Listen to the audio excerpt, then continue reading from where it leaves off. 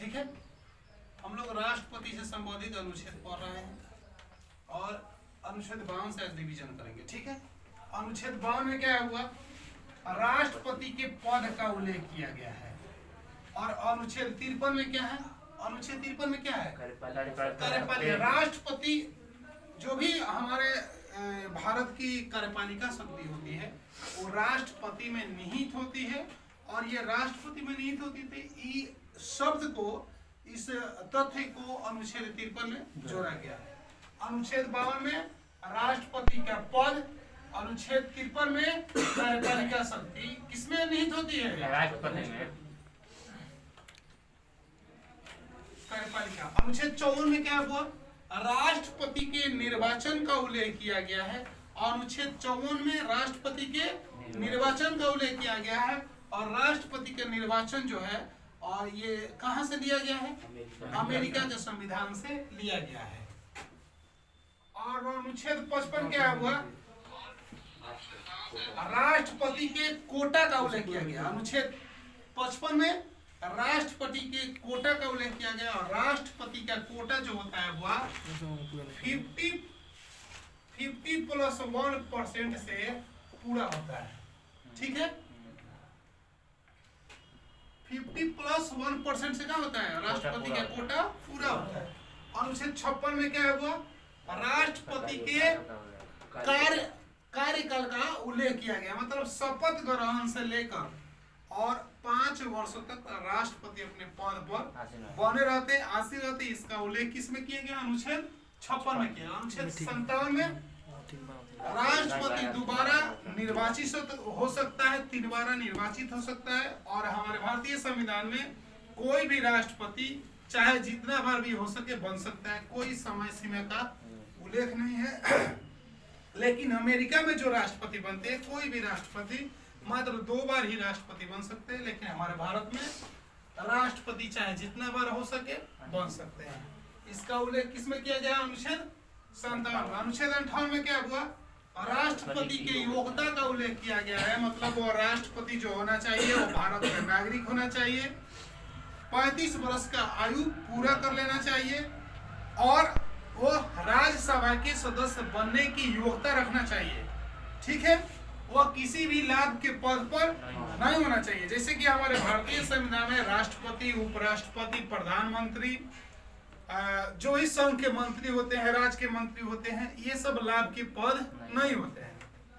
उसके बाद अनुच्छेद 59 में क्या हुआ, राष्ट्रपति के राष्ट्रपति के दशा या शर्त का उल्लेख किया गया है। और राष्ट्रपति का शर्त क्या होना चाहिए, कि वो भारत का नागरिक होना चाहिए, वो पागल नहीं होना चाहिए, वो दिवालिया नहीं होना चाहिए। इसका उल्लेख किसमें किया गया, अनुच्छेद 59 में। अनुच्छेद 60 में क्या क्या हुआ, राष्ट्रपति के शपथ ग्रहण का उल्लेख किया गया है। और राष्ट्रपति का शपथ ग्रहण कौन दिलाता है, सुप्रीम कोर्ट के मुख्य न्यायाधीश दिलाता है। ठीक है, अनुच्छेद 61 में क्या हुआ, राष्ट्रपति पर महाभियोग चलाया जा सकता है। जिस तरह राष्ट्रपति के निर्वाचन में लोकसभा और राज्यसभा के सभी सदस्य जो होते हैं राष्ट्रपति के निर्वाचन में भाग लेते हैं, और सभी राज्यों के विधानसभा के निर्वाचित सदस्य भाग लेते हैं। और जम्मू कश्मीर, पुदुचेरी और जम्मू कश्मीर विधानसभा के निर्वाचित सदस्य भाग लेते हैं किसमें, राष्ट्रपति के निर्वाचन में। उसी तरह वो महाभियोग में लोकसभा के निर्वाचित सदस्य, लोकसभा के निर्वाचित सदस्य, राज्यसभा के निर्वाचित सदस्य और 2 एंग्लो इंडियन जो राष्ट्रपति लोकसभा में मनोनीत करता है, और 12 जो विशेष क्षेत्र से रहते हैं, जो राष्ट्रपति अनुच्छेद 80 के तहत क्या करता है, राज्यसभा में मनोनीत करता है। ये सब महाभियोग प्रक्रिया में भाग लेते हैं। और ये लोग किस में लेते हैं, राष्ट्रपति के निर्वाचन में भाग लेते हैं। ठीक, याद रखिएगा कि राष्ट्रपति के महाभियोग प्रक्रिया में विधानसभा के निर्वाचित सदस्य भाग नहीं लेते हैं। ठीक है, लोकसभा के सदस्य, राज्यसभा के सदस्य और एंग्लो इंडियन लोकसभा और राज्यसभा दोनों के। ठीक है, अनुच्छेद 62 में क्या है, राष्ट्रपति के रिक्त पद का उल्लेख है, मतलब किस किस स्थिति में राष्ट्रपति का पद क्या हो सकता है, रिक्त हो सकता है। जैसे मान लीजिए कोई राष्ट्रपति है तो उनका पद रिक्त हो सकता है त्याग पत्र देने से, महाभियोग लगाने से, कार्यकाल के दौरान मृत्यु हो जाने से, उसके बाद अवैध रूप से निर्वाचित होने से, या कार्यकाल समाप्त हो जाने से उनका पद क्या हो सकता है, रिक्त हो सकता है। अनुच्छेद 72 में क्या हुआ, राष्ट्रपति के क्षमादान शक्ति का उल्लेख है और राष्ट्रपति अनुच्छेद 72 के तहत क्षमादान कर सकता है। उसमें भी अनुच्छेद 72 में भी 5 को स्थिति है। उसमें एक होता है क्षमा, एक होता है क्या हुआ, लघुकरण, दूसरा का क्या होता है, तीसरा का क्या, परिहार, और चौथा का होता है विराम, अब पांचवा क्या होता है, प्रतिलंबन। अनुच्छेद ये हम 72 बता रहे हैं। पहल का होता है क्षमा, राष्ट्रपति किसी भी क्षमा को पूर्ण रूप से क्या कर सकता है, समाप्त कर सकता है, निरस्त कर सकता है, किसी व्यक्ति को पूर्ण रूप से निर्दोष साबित कर सकता है। अनुच्छेद 72 के तहत कौन, राष्ट्रपति। उसके बाद अनुच्छेद 72 में है हुआ दूसरा का है लघुकरण। लघुकरण द्वारा राष्ट्रपति क्या कर सकता है कि किसी भी अपराधी के, जो अपराधी है उसके अनुच्छेद 72 के तहत राष्ट्रपति लघुकरण में क्या होता है कि उसके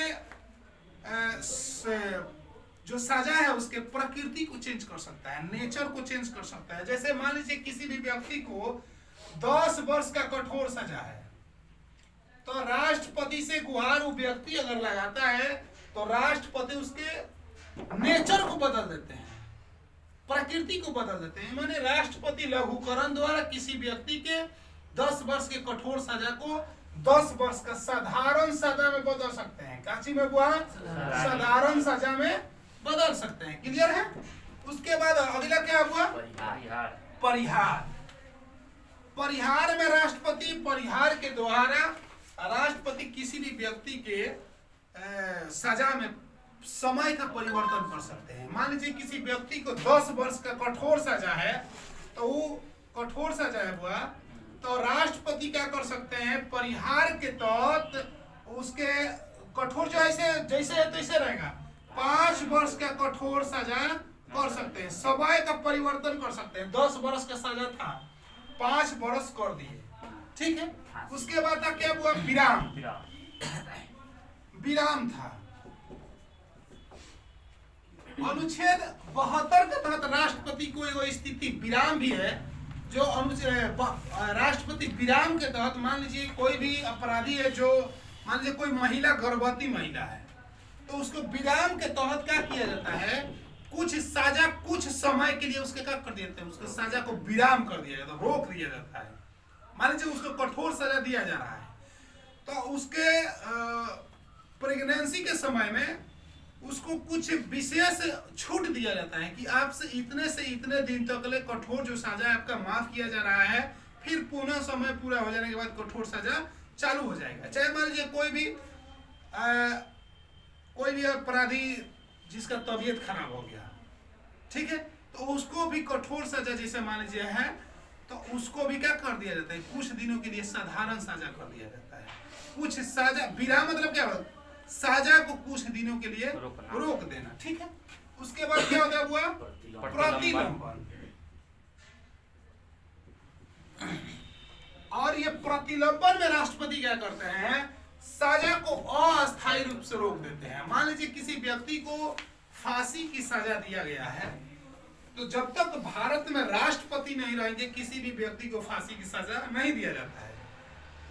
प्रतिलंबन में राष्ट्रपति करते हैं कि अगर कोई व्यक्ति की फांसी की सजा सुप्रीम कोर्ट सुना दिया है और उस टाइम भारत के राष्ट्रपति विदेशी दौरे पे हैं, तो जब तक विदेशी दौरे से राष्ट्रपति भारत नहीं लौट जाते हैं तब तक उस व्यक्ति की फांसी की सजा को रोक दिया जाता है, ठीक है। आप अनुच्छेद 72 समझ गए। अब अनुच्छेद 71 में राष्ट्रपति और प्रधानमंत्री कि कोई भी मतलब आपसी विवाद होता है तो उसके सुनवाई कौन करता है, सुप्रीम कोर्ट करता है। इसका उल्लेख अनुच्छेद 71 में किया है। अब आइए अनुच्छेद 74। अनुच्छेद 74 द्वारा राष्ट्रपति एक मंत्री परिषद की गठन करते हैं। अनुच्छेद 78 में क्या हुआ? अनुच्छेद 78 कोई भी मंत्री परिषद अगर कार्य करता है, चाहे प्रधानमंत्री कोई भी कार्य करते हैं, तो इसकी सूचना किसको देते हैं? राष्ट्रपति देते हैं। और इसका उल्लेख किसमें किया? अनुच्छेद 78 में। अनुच्छेद 79 संसद का गठन किया जाता है। अनुच्छेद 80 में राज्यसभा का गठन किया जाता है। और अनुच्छेद 80 के 3 के तहत राष्ट्रपति राज्यसभा में 12 सदस्यों को क्या करता है? मनोनीत करता है। और जो 12 सदस्य होते हैं वो साहित्य के क्षेत्र, संस्कृति के क्षेत्र, कला के क्षेत्र से रहते हैं, ठीक है, विज्ञान के क्षेत्र से रहते हैं।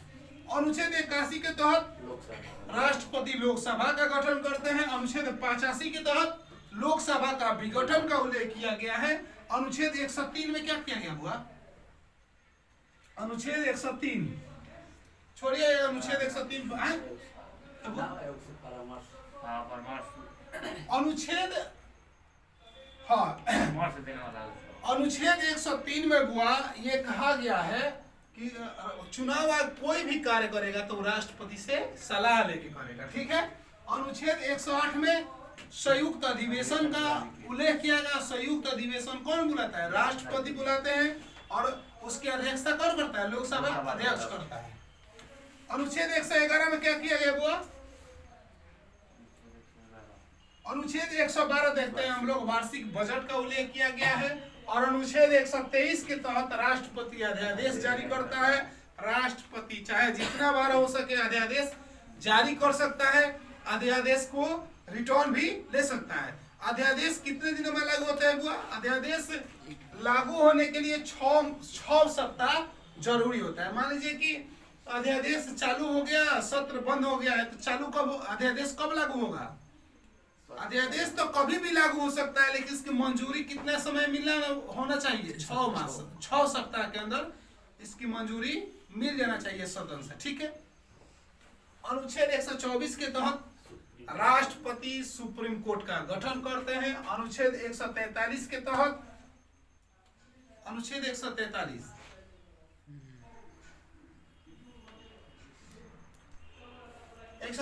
छोड़िए, वो अनुच्छेद 161 द्वारा राज्यपाल की क्षमादान की शक्ति का उल्लेख किया गया है। अनुच्छेद 217 में हाई कोर्ट का गठन का उल्लेख किया गया। अनुच्छेद 213 द्वारा राज्यपाल अध्यादेश जारी करते हैं। अनुच्छेद 331 द्वारा राष्ट्रपति 2 एंग्लो इंडियन को मनोनीत करते हैं। अनुच्छेद 352 द्वारा आपातकाल का, राष्ट्रीय आपातकाल का उल्लेख किया गया। अभी तक राष्ट्रीय आपातकाल कितने बार लागू हुआ है? 3 बार हुआ है। और आपातकाल लागू होने की स्थिति कितना होना चाहिए? 3 होना चाहिए। एगो युद्ध की स्थिति, उसके बाद एगो आक्रमण का स्थिति, और एगो सशक्त विद्रोह, जिसको आंतरिक अशांति भी कहा जाता है। और अभी तक भारत में राष्ट्रीय आपातकाल 3 बार लागू हो चुका है। कब कब? 1962 भारत और चीन युद्ध। उस टाइम प्रधानमंत्री कौन थे? जवाहरलाल नेहरू थे। और राष्ट्रपति कौन? डॉक्टर राजेंद्र प्रसाद थे।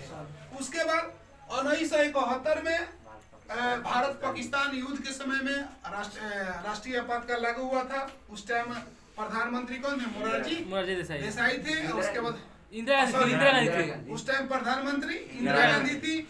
और राष्ट्रपति कौन थे? वो बीबी गिरी। उसके बाद 1975 में वो आंतरिक अशांति के आधार पर राष्ट्रीय आपातकाल लागू किया गया था। कब किया गया था? 1975। और उस टाइम राष्ट्रपति कौन थे? फखरुद्दीन अली अहमद। और प्रधानमंत्री कौन थे? मोरारजी देसाई, ठीक है। उसके बाद अनुच्छेद 356 में क्या है? राष्ट्रपति शासन का उल्लेख किया गया है। और राष्ट्रपति शासन का न्यूनतम अवधि कितना होता है? 6 माह। और अधिकतम कितना वर्षों तक लागू रह सकता है? 3 साल तक, ठीक है। और अनुच्छेद 360 में क्या हुआ? द्वितीय आपातकाल का उल्लेख किया गया है। और अभी तक द्वितीय आपातकाल लागू नहीं हुआ है। इसके बाद हम लोग पढ़ेंगे आज उपराष्ट्रपति, ठीक है।